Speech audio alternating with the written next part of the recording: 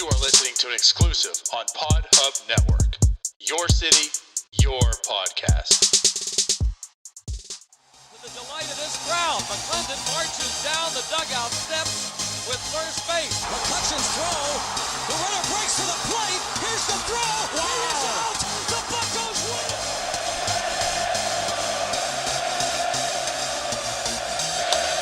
That ball's hit well to left center field. Back toward the track. And that ball is gone. You are listening to the North Shore 9 podcast. Follow them on Twitter, Instagram, and Facebook. Also, make sure to watch NS9 Live every Thursday on Twitch and help support by becoming a patron. Let's go Bucks! Yo, yo, yo. Good morning. Welcome to Starbucks. I'm your host, Anthony DiNardo. With me, as always, we got our co-host, Jim Rosati. Jim, happy glorious Tuesday. Welcome. Yeah, glorious Tuesday. It's like a Monday now, though, after the 3-day weekend that I had. So Must be nice. I think that's maybe why. I'm so tired today. We'll get through this, though. Oh, we will. We'll persevere. We did this all for you guys. But no, as far as, staying awake, I stayed up the whole night to watch San Diego versus the Nationals. Tatis versus Soto. Clearly, your boy Tatis got the better of my Soto, which was disappointing, but it is what it is. Yeah, I watched. I stayed up until the 8th inning, so a little late. But yeah, the home run by Tatis was nice. The catch he made was insane. The catch was amazing. Yeah. So yeah, it was fun. But no, and actually, to sadly say, that was like my first. But I guess the Pirates game. The Pirates, when I turned it on about the 4th inning, I want to say something around there. And then again, the game last night. That was my first glimpse of baseball in like a week. So I've had family here for a week, as I've said. We didn't do NS9 Live last week. Put on Twitter, a few times, but as Ryan liked to say, DiNardo has 2 kids in the household, and now he can't do anything. I mean, it's not quite the same. We were out doing things and such, spending time. I'm here to visit. It'd be kind of rude to be like, all right, kids, get out of here. I'm watching this baseball game. Well, you missed some pretty bad games, so that's good, I guess. If you missed the Rockies series and then the beginning of that Cardinal series, probably best that you missed those anyways. Right. Yeah. But you picked a good game to come back to the screen. Well, I was gonna say, I guess they won one game in that stretch against the Brewers, and then they won last night's game, which was crazy. Yeah, I mean, excuse me. I think about the last time the Pirates played the Braves. Like, remember 7 home runs in a game they had, I think. Yeah, I mean, that last series we had against them, we took game 1, but then we were outscored the last 3 games 33-3. Right. We had Wilmer Defoe, I believe, pitching, throwing like 88 miles an hour at the end there, and couldn't get anybody out. He was struggling. Yeah. So now, I mean, it only gets better because now the Pirates are out without Colin Moran, and they made a good trade. Jim, the Pirates make a trade. World Series Pirates, as Pirates Twitter is out there on Pirates Twitter handle. They make a trade with the Cardinals for John Nogowski, the first baseman for the Cardinals. A first baseman, not the first baseman. Just a first baseman. Just a man with the Cardinals. And, of course, everyone's saying, like, oh, God, this guy's going to be terrible. He goes out there and has 2 hits, an RBI, 3 runs. As the 5 hitter, by the way. Yeah, when I saw the lineup, I was just like, oh gosh, like this guy is our number 5 hitter. And I mean, I curb your expectations on John Nogowski. So like, don't expect performances like yesterday's. Stop it, Jim. Normally, but they had a good debut. Someone was saying on Twitter that it was probably just the Cardinal Devil magic maybe didn't wear out yet. So that could have been what it was. the red on the opposite side of the field was, just throwing the whole thing off. Yeah, so maybe it was just a little confused. But yeah, he was what, 2 for 4 with a walk yesterday, I think. Yes. Had some good at bats. Him, and then he would just set the table for Ben Gamel. And then Ben Gamel just went off yesterday.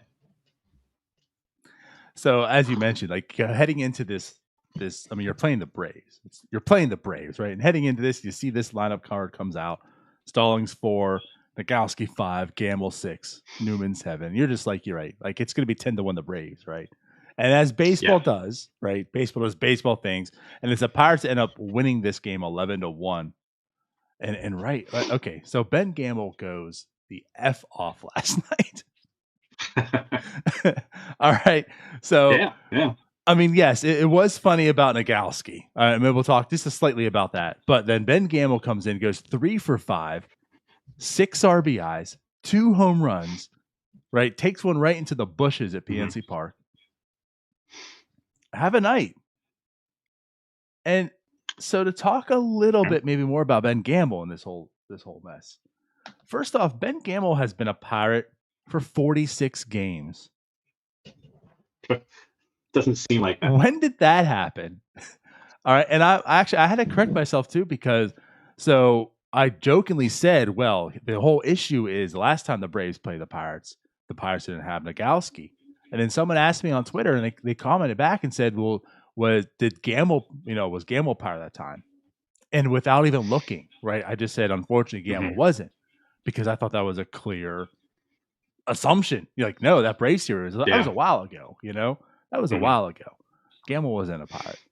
And then, I'm not going to say this relation, but a Gamel responded to that post and said, yes, he was.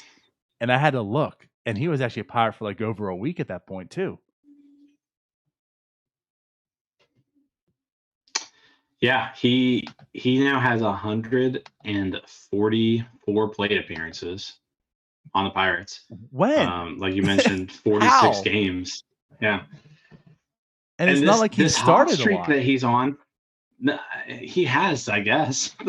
I mean, he's averaging. If you would have told me Ben Gamel was traded like 3.5 weeks ago, I'd have been like, yeah, it's about right. Or not traded, but I guess picked up. Yeah, I agree with you. But no, it's great. He just went off last night. And he really has been locked in for 2 weeks or so. It's like really locked in. But what a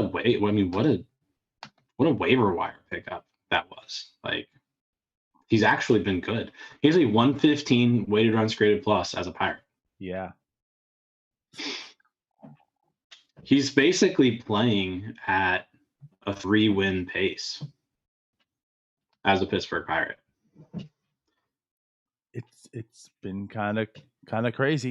Like, I mean, it's like one of his best stretches of his career, really. True. And it's not, I mean, as of this year, it was very, very, very bad with Cleveland, albeit just 17 plate appearances, right? Not like a huge stretch. When you look last year, like, he's never been an absolute terrible hitter for the most part. He's been near league average. He's teetered above it, below it. At his lowest point after his rookie season of the 60, it was an 87 weighted run created plus. So, like, it's not as if like this guy's Kevin Newman, can't hit himself anywhere, right? Now he's doing a lot better than normal right now. But granted, there was some talk. I think you discussed this. You talked about it. I think we'll bring it up here. But is Ben Gamel, I'm not talking future like in 2023, 2024, but is Ben Gamel a Pirate next year? He has a year of control left. So, and he's not going to be expensive. I don't see why he wouldn't be a part of next year's depth in the outfield.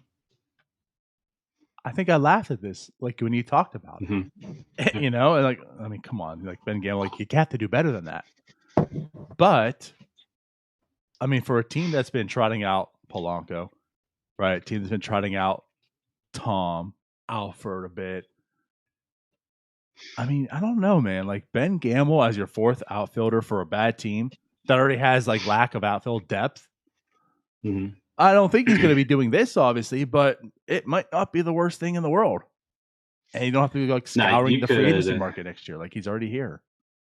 Yeah, you could definitely do worse than Ben Gamel as a fourth outfielder, I think. So then I guess, yeah, like you said, like what a pickup in the sense of for what it is, for what it's worth as a fourth outfielder on a rebuilding team. Yeah, I mean, I don't think it was an actual trade that was made, right? Like we claimed them and then there was a trade made. I think that's how it actually worked. You know, I would have to look because I don't know. I don't remember. Obviously, they gave up anything. It wasn't anything. No. Transactions. No, he was just DFA'd and we selected him off waivers. Just claimed. Perfect. Yep. Yeah. So gave up nothing. There you go. Not even cash considerations.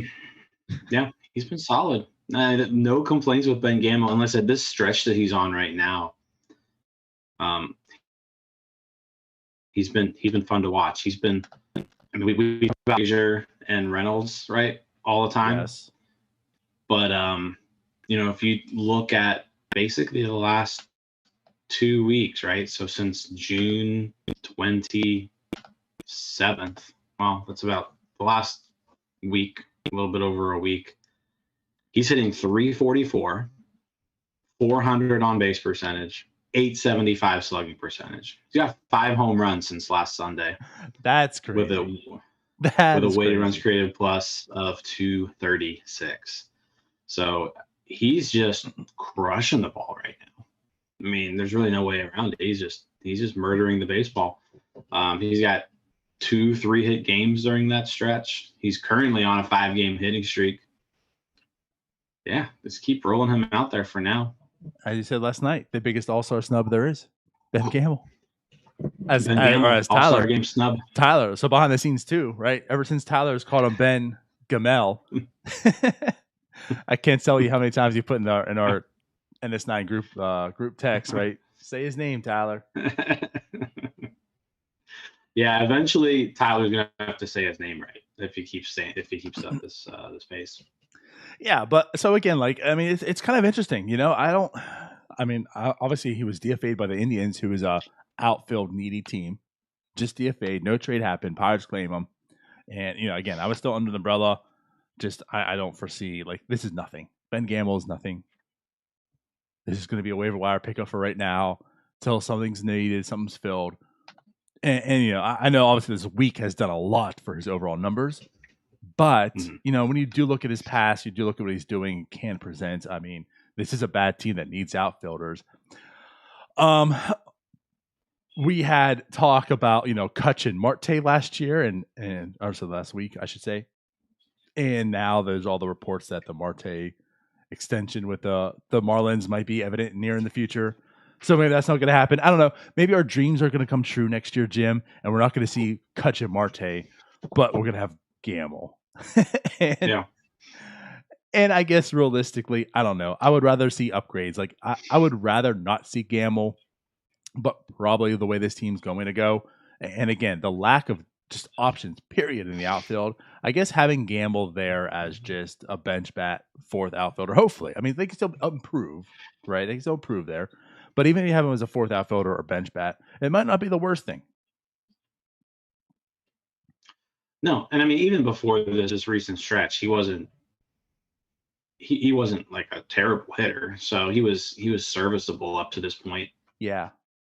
He certainly wasn't. But no, I mean, this recent stretch has been. That's for sure. Right. So, like, if you're comparing him to the other options out there, he's clearly been the Pirates' second best outfield option.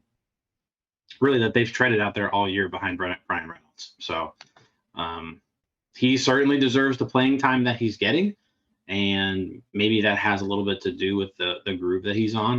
Getting everyday regular at bats. But no, it's I mean, it's a good story, right? I mean, if you're gonna be a terrible team, maybe you want to find like something that's fun to watch every now and then. And Ben Gamel is that something right now. He's been fun to watch. Yeah, it was, I mean, especially against his former team. Over the weekend we played the Brewers, and I mean, he lit up the Brewers. So the Brewers fans were probably over on the other end, like, what is Ben Gamel doing to us? Right. Yeah. So Ben Gamel, ladies and gentlemen, potentially a 2022 Pirate. All right, we can move on. I mean, I don't see why not at this point. So we can move on here. So other things that happened, I guess we can touch on real quick. Obviously, the All-Star game selection was done. Adam Frazier made it. Also voted in by the players. Bryan Reynolds did make it. Bryan Reynolds does become an All-Star.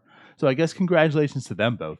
Again, as we mentioned, for a team that's very, very, very, very bad, 2 All-Stars. Yeah, well deserved. You could have probably made an argument for some other options in the National League for starting second baseman, but I don't think anybody out there is going to say that Adam Frazier well deserving of this. He's had just an incredible season. I don't know if I've ever seen anybody just kind of, like I said, perfect like that bloop single like he's been doing lately. And he's just been doing it he's been doing it all year long. The guy's we just passed the halfway point of the year. He's on pace for 5 wins this year. He's hitting .324. Yeah, I mean, the guy just keeps on hitting. He's currently, second in the league in batting average. Well deserving. And it's pretty cool to see a Pirate actually being voted in. I don't even remember the last time a Pirate was voted in to start a team. Like, was McCutchen ever a starter? I don't know. Like, maybe that year after his MVP year, but like I'm trying to remember the last time a Pirate was voted in by the fans as a starter, right, in the All-Star game, and I'm having a hard time remembering that, because usually it's just like we just don't have enough fans to vote that many times, right? Well, no, usually it's because there's no one worthy of it. Secondary, it's because we don't have enough. There's been some people worthy of it, but who? I mean, usually like just Kutch and Freddie Sanchez, and like that's about it. Like Kutch and Freddie Sanchez and Kutch, yeah. Right. So over the past 3 decades, we've had Kutch and Freddie Sanchez. Well, maybe like Brian Giles and Jason Day were, if you throw those guys in there too. True. Jason Kendall, right? But no, I mean, I think Kendall actually did start an All-Star game one time, but I think he was like an injury replacement. But no, I mean, Adam Frazier comes home with almost 50% of the vote in that final vote thing. I think the final vote helped him a little bit because Albies had a big lead on him, like in that first round of voting. Yep. And then when it was just down to Albies, Frazier, and Lux, Frazier ran away with it. So I don't know if everybody kind of threw their weight behind Frazier. All the non-Albies people kind of threw their weight behind Frazier, and it worked out. So that was cool to see. Again, like I can't recall the last time we had a starter. And what I felt like was really cool about that too is exactly what you said. It's probably, I mean, everyone's voting like for their guy. And the Braves had a very, very large representation, and it is Aussie Albies. And once it was down to that, like the whole like nation stood up and said Adam Frazier's the guy. From a team that's the Pirates, it doesn't get that much exposure, right? No one watches the Pirates, right? People in Pittsburgh don't even watch the Pirates hardly. So when a guy like Adam Frazier gets that recognition from everyone I mean, these are household names, for the most part that we're talking about. And they're like, we don't even want to see that guy. We're going to vote Adam Frazier. They recognize that. So that was pretty cool. So yeah, absolutely. I mean, that's really cool. And kudos for Adam Frazier as well. Yeah, couldn't be happier for him. Seems like a good dude.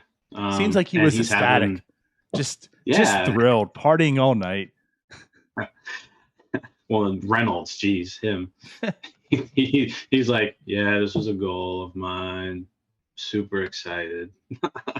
Seriously, this is like the most boring team. I keep saying it the time whole and time team. again. It's so boring. There's not a single person on this team outside of like when Polanco does interviews, they're fun, right? Yes. He actually like has fun. But like the rest of these guys, they're like robots. I mean, if we extend Reynolds and Hayes, it's just you're gonna get the two of them up on the podium and be like talking about how they just made $80 million or whatever, and they'll be like, yeah, it's pretty cool, right. I guess. Like, so what's the first thing you're gonna buy with that $80 million? Like, well, I'm probably just gonna go to the bank and put it in there and save it. Yeah, they'll be like, well, you know what? There's some investments I've been looking into. Right. Oh, Bitcoin? Huh? No, something much safer than that. Yeah. Yeah, they're so boring. There's the act like you've been there before, and then there's just like, have a pulse. Like, I mean, do something. Well, like when Brian Hayes hit a homer yesterday, and that was good to see too, because he's been struggling a little bit lately. But Hayes homered, and like I saw him smile. It was like the first time I ever saw him smile. He's like the new Colin Moran, where it's like, oh my God, this guy's never gonna show any emotion ever. I know. And he smiled yesterday after his home run, and I was like, hey, he smiled. I don't know what it is with this team. I don't know. I mean, like, you just long for like those Kutch J. Hay, those days where everyone's like dancing in the clubhouse, they're having fun, and like this one, they're all just like standing, barely cracking a smile. But anyways, they need to get one of those guys. I think they need to get somebody like that. We need that AJ Burnett back in this clubhouse. Well, like if Polanco were better, like he could be that guy. I think. Yeah, but yeah, he's not going to be here much longer. Right. Which actually, ironically, is funny. We were like hoping Polanco could turn into something to get some type of return back, and it's like, I mean, Ben Gamel's like turning into that guy. That's another thing too. Like, do teams maybe start calling you and are interested in Ben Gamel as a fourth outfielder down the stretch? I mean, that's another thing where you could listen to something there. You're clearly, obviously, not going to get top prospects for Ben Gamel, but like if somebody wants to give you a flyer for Ben Gamel, I think you definitely certainly have to listen to that. I would. If anyone's willing to trade, I mean, there's a point of like, is it worth it to trade him or worth it to keep him as a fourth outfielder for next year? But it's like, honestly, you could find anybody. I don't care who. Find anybody. Like you said, if it's some type of flyer, just take it. There's a 1 in 1,000 chance that person makes it. Take that chance. You can find a Ben Gamel again next year. I mean, you found him for free this year. Exactly. Yeah. So I mean, if it's something where if somebody's willing to give you something for Ben Gamel, I think you gotta seriously consider that right there. Right. Okay. Yeah. So 2 All-Stars. Cool. You gonna watch the game? The All-Star game? Yeah. I always watch the All-Star game. I typically do. Yeah. It's typically on Tuesdays though, so I can't usually catch all of it sometimes because of softball. But yeah, I always make sure I watch it. Speaking of that too, so the All-Star game is next Tuesday. The draft, the MLB draft is going to be this week also, a little different from before. So that draft is going to start on Sunday. And for those that are still listening, make sure you check out on Sunday. We will be live actually 15 minutes before the draft. So if you don't, as Jim pointed out, if you don't want to listen to Harold Reynolds, you can listen to Jim Rosati instead. We'll have our draft about 15 minutes before, and we'll talk. That I can promise. Yeah, it should be fun. We'll be live throughout pretty much that whole first round, or at least first half of it. I know so the first round could sometimes drag on a little bit, but yeah, we'll be live for a while. So join us. Yeah, if you don't want to hear Harold Reynolds compare everybody to to Derek Jeter and Ken Griffey Jr., Bob Gibson. Although the Pirates have to have a Barry Lamar Bonds 1-1 overall, or it's a failure. So yes, yeah. Whoever Whoever the Pirates pick first overall has to be a Hall of Famer, right? Or it's a fail pick. They have to be the second most valuable player in baseball history, or it's a failure. Next to only Babe Ruth. Oh my God. Yeah. I hate people. Colin freaking Dunlap. All right. So check out the show. 6:45 this Sunday will be live. And then with that being said, this is the second to last show before the draft.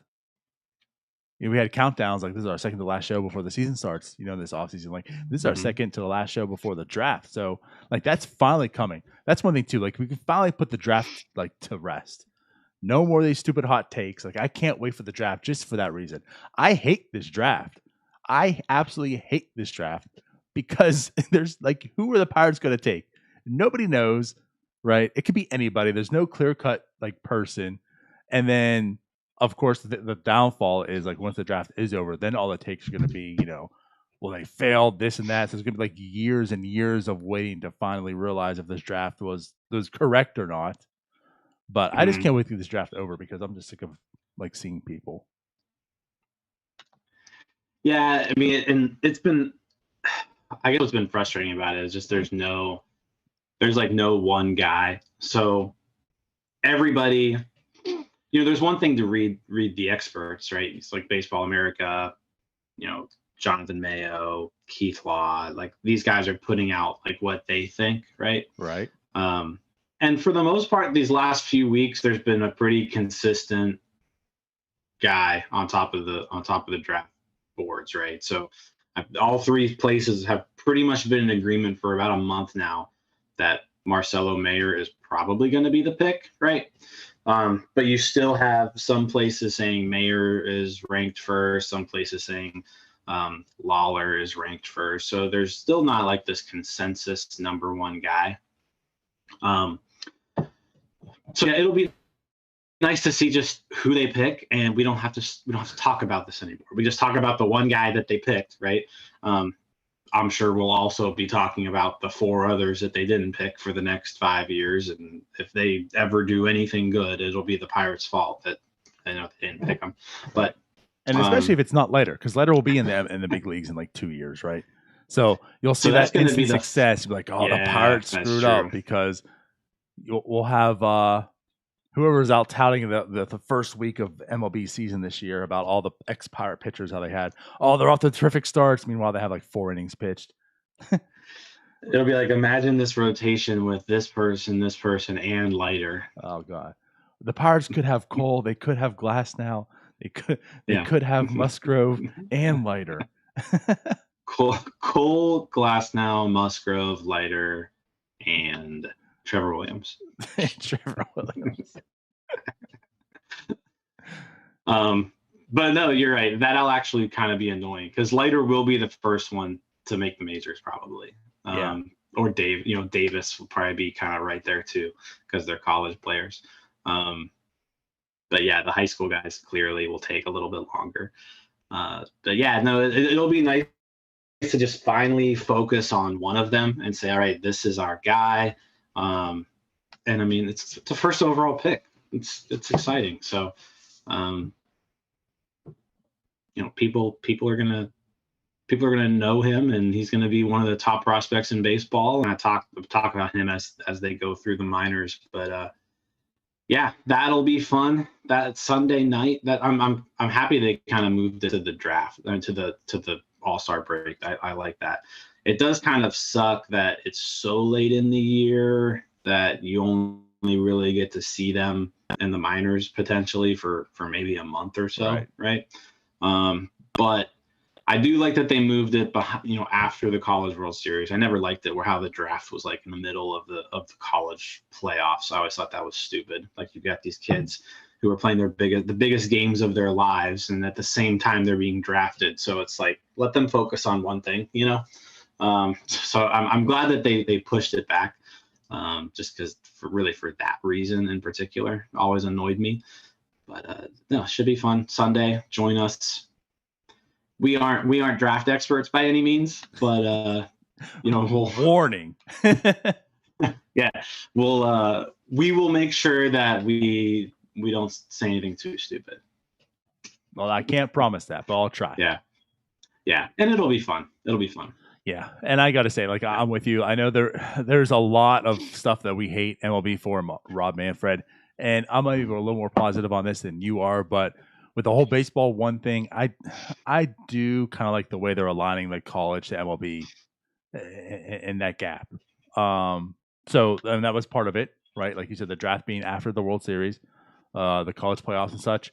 So I mean, I think there's some good coming out of that. Maybe it's not perfect yet, but it's probably one of the better things Manfred has done, which only just says how terrible Manfred is. That's all I'm really trying to say, because this isn't great by any means. Yeah, it was like the one thing.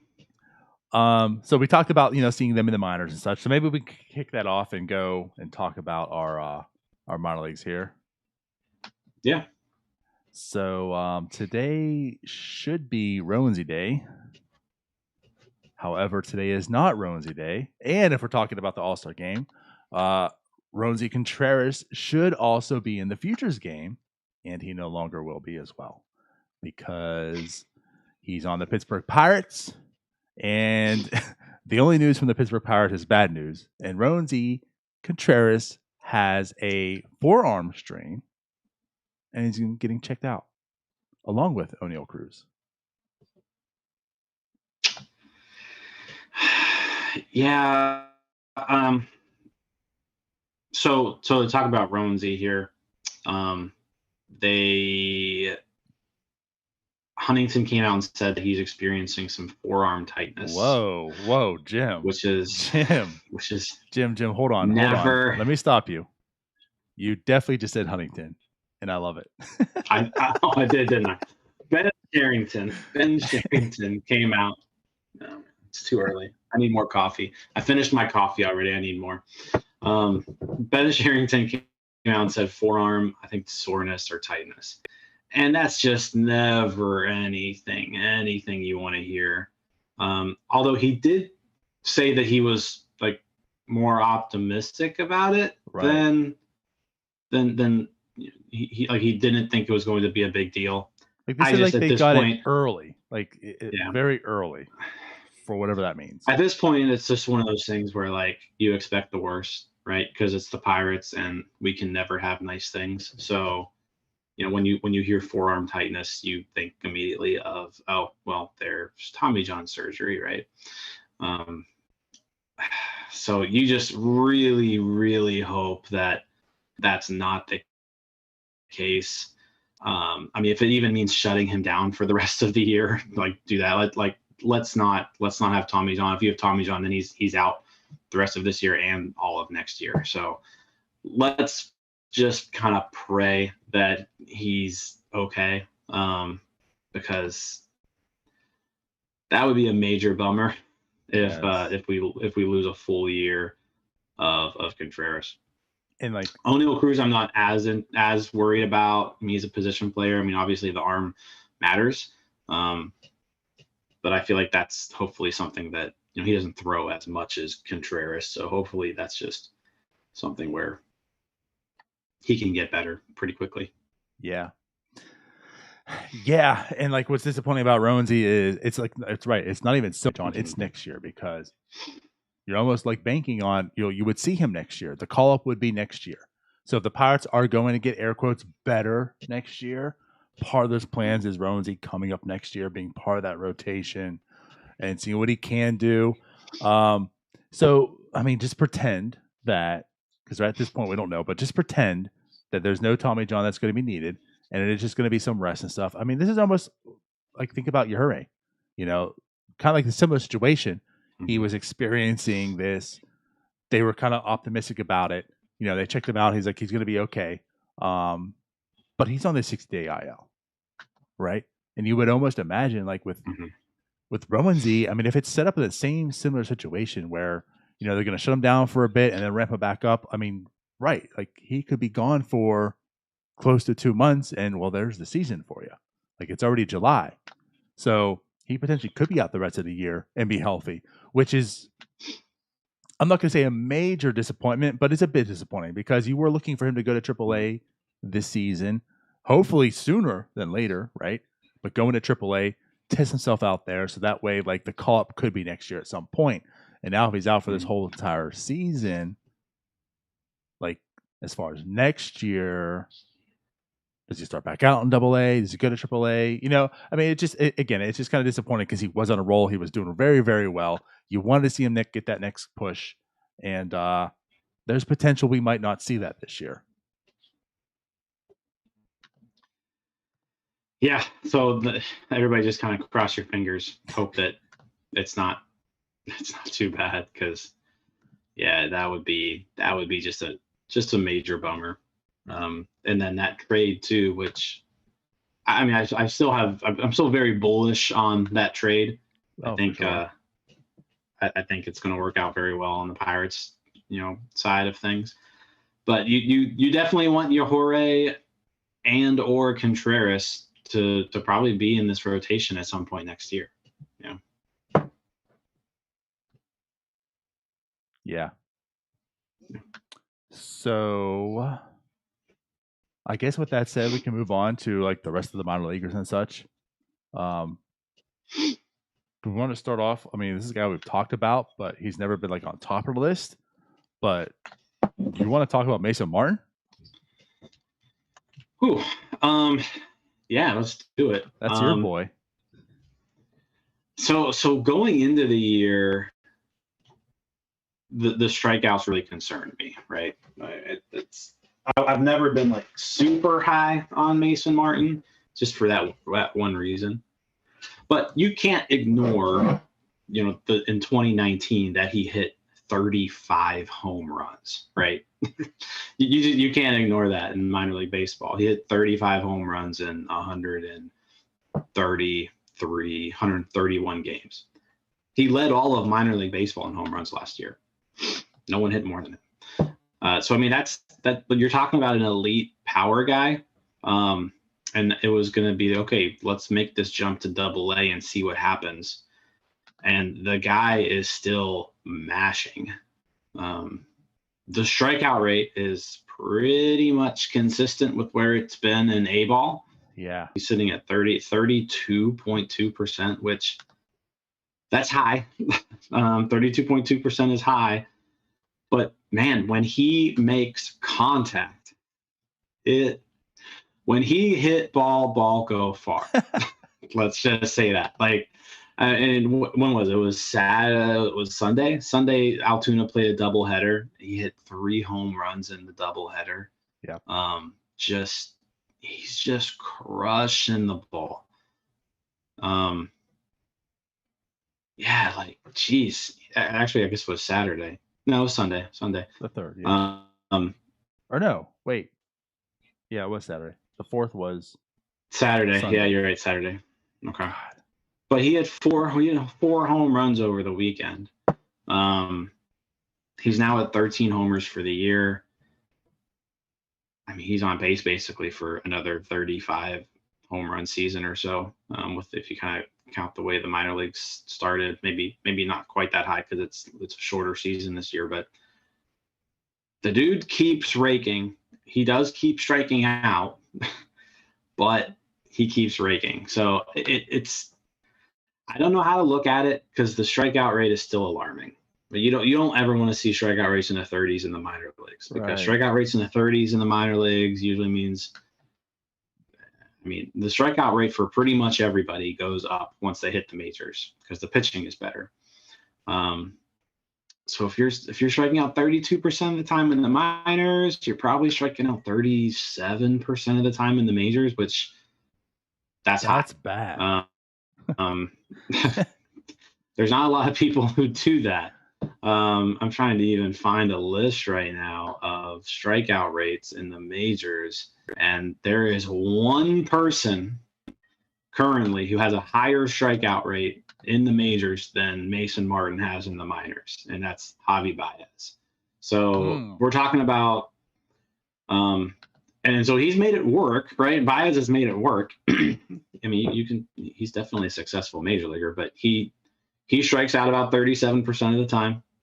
No one else strikes out more than 32.2, which is where Mason Martin is at right now in Double-A. So if you kind of look at it that way, right, you're talking about a guy who's hitting the ball in Double-A, but if you compare his strikeout rate to major leaguers, he's basically the 99th percentile in strikeouts. So that's my I don't know how to look at him really. Yeah, that's my major concern too, man. Like he's just a guy you just have to watch. Like I don't bring expectations with him as if like this is the Pirates' future first baseman. He can be, he could be productive, but he also could just end up being Jeff Clement, like 2.0, in the sense where you have these expectations, but doesn't do anything because like everything looks good. Like you said, the 30 plus home runs, the 13 this year. I mean, he's got a 136 weighted run created plus. Like he's 36% above average with that strikeout rate. It's just what happens when he reaches the majors. Like, does he become, and for like his prospect status, like this still would be good, for where he's coming from. But it's like, does he become Adam Dunn Lite? As we talk about, I think that's the guy you got to look at. Like that's how he can be successful, is if he would have to put up Adam Dunn type numbers, more than likely for that strikeout rate to play in the majors. Yeah. So, and Adam Dunn kind of, if you look at, he started off his career, he was really more in the 25s, 26s as far as K rate. Towards the tail end there, he was 30, 35, 34. But like in 2012, Adam Dunn struck out 34% of the time. He also hit 41 homers. Right. So that's going to have to be what he does. Like if you're going to strike out 35% of the time or more, you're going to have to hit 40 homers. Yeah. So it's like this, he certainly has shown the capability that he can do that, right? He has just the raw power to be able to put up 40 homers. I really don't question that ability. If you're hitting 35 home runs in the lower levels of the minors, then you're certainly capable of hitting 40 in the majors over the course of a full year. It's just a matter of is he gonna make contact enough, right? So yeah, I think that's, if you're looking at like a Mason Martin ceiling, right? It's Adam Dunn. That's it. Like that's gonna pretty much be the only way that he's gonna be more than replacement level. Because anything less than Adam Dunn, like if you're hitting 20 homers and striking out 35% of the time and hitting 190, then you're not a good hitter, right? But if you're back hitting in the minor leagues. Yeah, but if you're hitting 210 with 40 homers, sure, then we can talk, right? And like that's the thing, like that's going to be a frustrating player. Like Adam Dunn is frustrating to watch, right?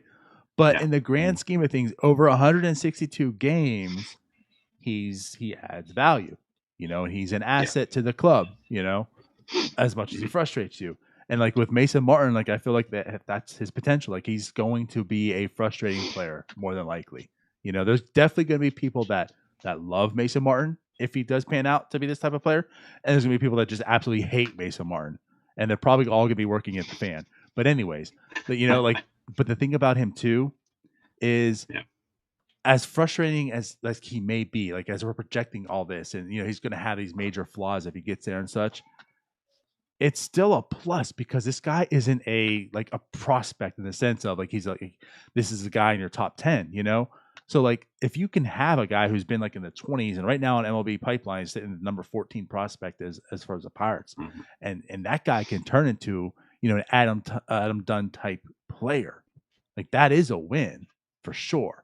This isn't your number 5 prospect that you're hoping to turn to Adam Dunn. This is your number 14 guy. So if that happens, like that's still a clear win. Yeah, definitely. And the reason why, if you're looking at prospect lists and why Mason Martin doesn't get love, right?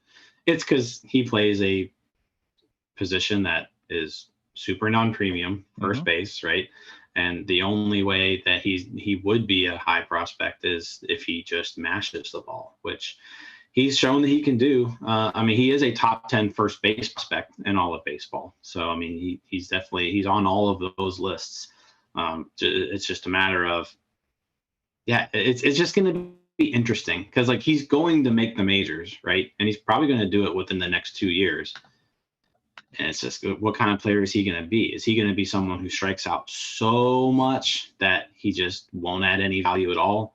Or is he somebody who's going to do both? Like I said, he's going to have frustrating games where he'll go 0 for 5 with right. 5 strikeouts, and 3 of them will be with the bases loaded and 2 outs, right? Is he going to be that guy? But then he also will have games where he just hits balls, into the river. I don't know. It'll be just fun to watch him. He's going to be a frustrating player. and that's the thing. I guess not to spend too much time on him, but again, for this prospect status, if you have a guy, you're talking about a guy who could potentially hit 40 home runs, and it's not like Torkelson, you know what I mean? Like you have a guy in your pipeline that can hit 40 home runs and no one's really talking about him. So he damn well will be frustrating. Like you said, there's going to be the 0 for 5 nights or 5 strikeouts. And it's like how you on the major league club. But then, he's going to put Ben Gamel to shame as last night's performance, where he's going to have 3 home runs and 15 RBIs in a game. He's just, he really just has the one tool, right? He can hit the ball hard and hit it far. That's his tool. And I'll give him this too. In a sense, he's not he does walk too. He actually does walk. He's not like the total free. The Baez was a pretty good comp in that sense, but Baez swings at everything, as we've seen firsthand. And I feel as if with Mason Martin, he actually does get on base though too. So as much as he actually is the 3 outcome, it's a walk, strikeout, or home run. Yeah. It's maybe not to Grandal's degree, but that's another example. Actually, that's a perfect real life example that's going on right now, right? Is Grandal. The guy's hitting 190, but when he hits the ball, it's a home run. When he doesn't hit the ball, he either strikes out or walks. And he's been a valuable player because he's been able to homer at least enough and get on base enough that it makes up for his lack of batting average. Yeah, and that dude gets on base a lot. But that's also a good comp. But I just wanted, I said, not to discredit Mason Martin because he actually does walk quite a bit too. So I want to put that out there. All right, so let's move on from Mason Martin. Who's on your list this week? You saw some people, Jim. Yeah, went to Greensboro. Well, went to Bowling Green, Kentucky twice last week. How was the weather? The weather was excellent. Yeah.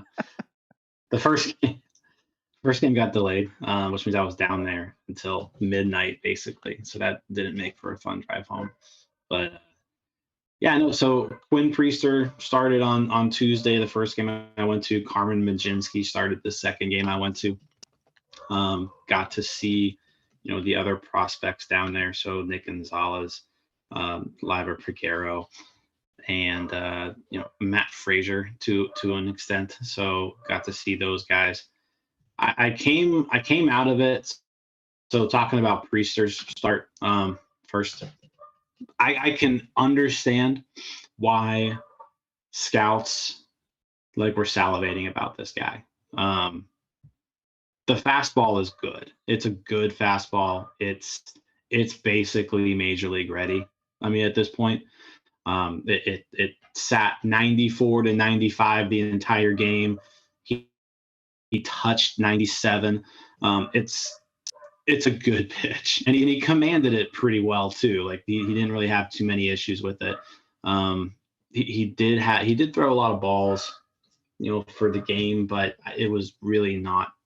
It wasn't really the fastball, and it's not like he was missing the spots by a ton. He wasn't Nuke LaLoosh out there or anything. But he the fastball plays. It's good. He also has just an absolutely nasty curveball. Again, the curveball is major league ready. Like it's one of the better curve. It may be the best curveball in the Pirates system right now, to be honest with you.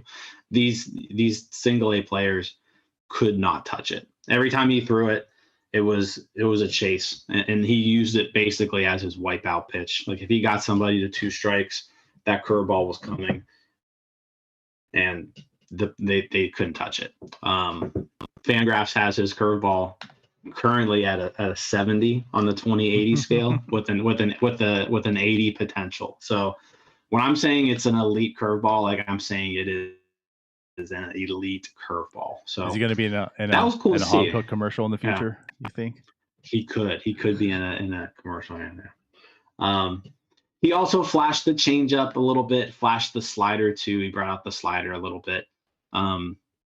Obviously, he wasn't as comfortable with those pitches as he was his top 2, but he showed it, and he actually fooled some people with them both times. So, but yeah, he looked great. I came away from that start thinking, okay, this is our top pitching prospect, right? And there's no ifs, ands, ors about it.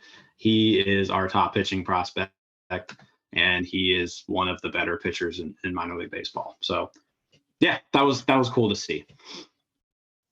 On the other hand, saw Carmen Mlodzinski, and he's had a great season this year. So hopefully I just kind of saw him in a down start, but he did not fare as well. I will say with him, I said same thing. The fastball was nice.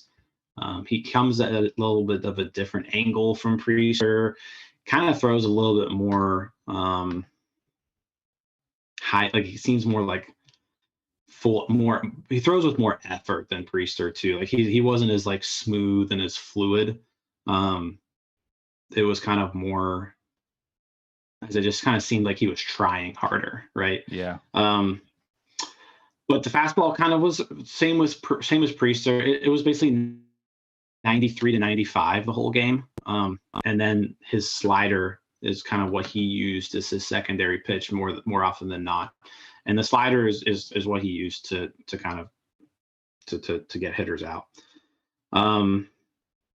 He was hit hard. So I don't know if it's something with maybe the fastball was flat, the slider wasn't breaking very much, but he really only showed those 2 pitches while I was there. I didn't see a changeup. I didn't see a cutter. I didn't see a curveball. He may have thrown a cutter in with a fastball, and I just couldn't tell. But for the most part, I just saw his fastball and his slider. But he was hit hard. He gave up 2 home runs, and some of the hits that were off of him were were loud, right? They got him. Overall, he kind of had just like 2 main problem innings that kind of did most of the damage. He gave up 5 runs in 6 innings. Most of them came in 1 inning. He gave up 4 runs in the 3rd inning. I left the start thinking he needs another pitch, right? So if you're going to be a starting pitcher, you can't just go out there and throw 2 pitches every single time. So he still has plenty of time to develop another pitch and get comfortable with it. But like I just saw fastball slider, which gives me more of a, is this guy going to be more of an elite relief pitcher? Which he definitely could be with those 2 pitches that I saw. But I think obviously we would like him to develop into a starting pitcher. So just kind of, I guess that'll be the one thing to watch with him is, can he learn a 3rd pitch and then kind of trust it and be comfortable with it? Because I didn't see it this past week. And like I said, which is fine for the lower levels. You can get by with that. Clearly he has, until, other than last week's start, it was really his only bad start of the year. But once he gets to AA, AAA, and the majors, you're going to need a 3rd pitch if you're wanting to be a starting pitcher. Right. Well, interesting. Yeah. So firsthand. Yeah, I guess there's the breakdown from Jim for you. Any more games? There's my breakdown on the pitchers. The hitters, Peguero and Gonzalez didn't really have their best games. The 2 games I was there, Peguero hit a couple balls hard, Gonzalez hit a couple balls hard, but for the most part, they didn't have a ton of success.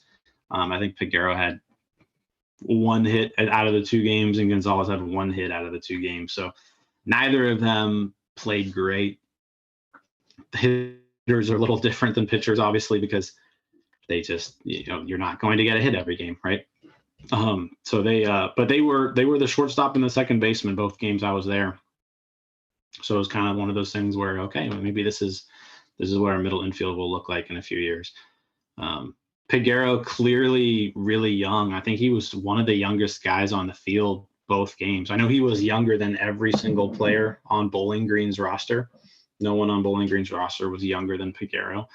And I think Peguero is the youngest player on Greensboro's roster. So he was the youngest player on the field both games, which kind of just goes to how we've kind of been talking this whole time. Is the Pirates have, by putting him in Greensboro this year, that was a pretty aggressive move for him. Mm-hmm. And he is certainly holding his own there after the off year last year. So, yeah, Peguero, Gonzalez, that's it. It wasn't great games from either of them, but you see that, I guess, at some points. One guy I did see who had a really good game on Saturday was Matt Frazier. And how do you spell that name? Matt Frazier, Fraizer, right? So just want to make sure we're clear. Don't want to get corrected. Don't want to get corrected again. He is a little older. He was a college pick, third round pick out of college in 2019. So he's 23. So he was kind of in that same draft with Priester, but along the lines of like Gorski and Triolo, right? He was kind of in the middle of those guys. But he was hitting the ball hard. He was leading off both games.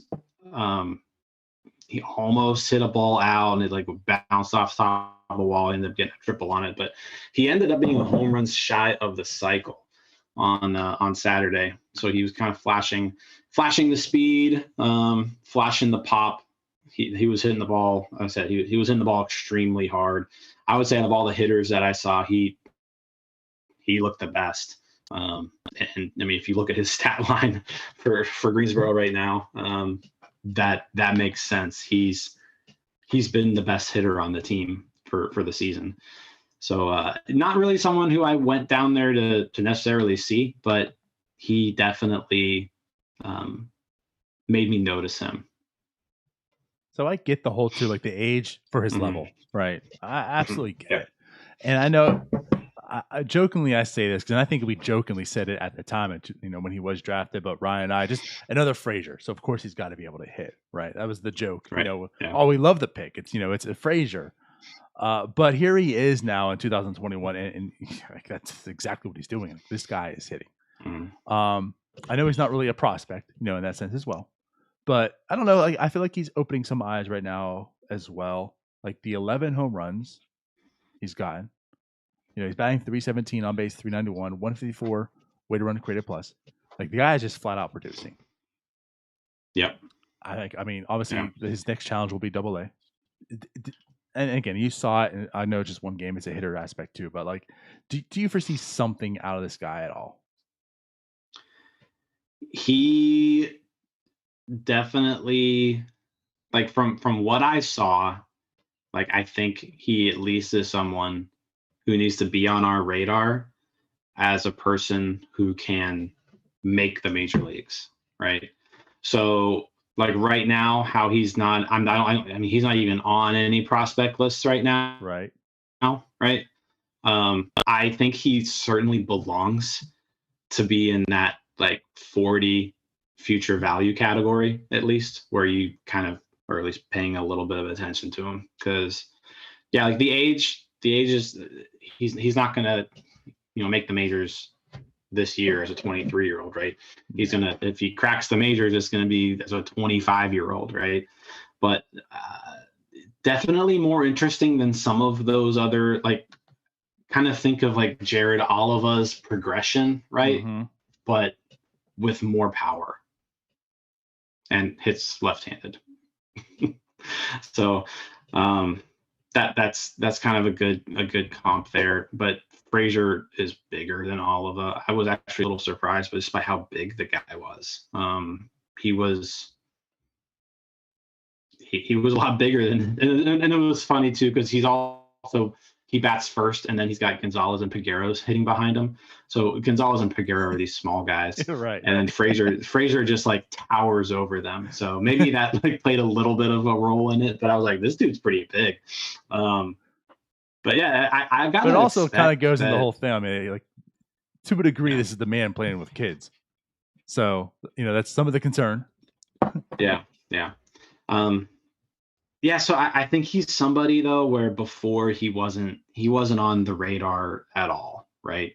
I think you at least have to now say, okay, let's follow this guy because I think he could at least makers. Right. Yeah. And again, just it's the guy like him just to make it. That's kind of a win in a sense. Yeah, because I mean, like I said, he's not on any prospect lists right now. I mean, looking at Fangraphs, I don't think he's on anything for MLB Pipeline either. Yeah, he's kind of hasn't been talked about yet. So, any other prospects you want to talk about, dive into this week?